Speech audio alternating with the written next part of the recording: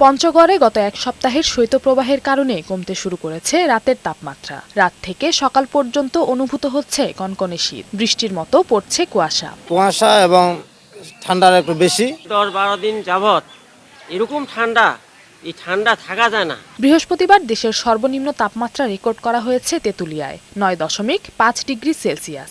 এদিকে তাপমাত্রা আরও কমতে পারে বলে জানিয়েছে আবহাওয়া অফিস। ঘন কুয়াশায় জবুথবু হয়ে পড়েছে লালমনিরহাটের মানুষের জনজীবন। কর্মজীবী মানুষ, বিশেষ করে দিনমজুর ও চালকরা পড়েছেন চরম বিপাকে। তিস্তা ও ধরলার চরাঞ্চলের লোকদের দুর্ভোগ আরও চরমে। ঠাকুরগাঁওয়ে কয়েকদিনের তুলনায় তাপমাত্রা কিছুটা বৃদ্ধি পেলেও কমেনি শীতের অনুভূতি। কুড়িগ্রামে ঘন কুয়াশা ও কনকনে ঠান্ডায় জনজীবন স্থবির হয়ে পড়েছে। দুর্ভোগে পড়েছে খেটে খাওয়া মানুষ। আবহাওয়ার এই পরিবর্তনে শীতজনিত রোগে আক্রান্ত হচ্ছে বেশি শিশু ও বৃদ্ধরা। নওশীন জান্নাত, বৈশাখী সংবাদ।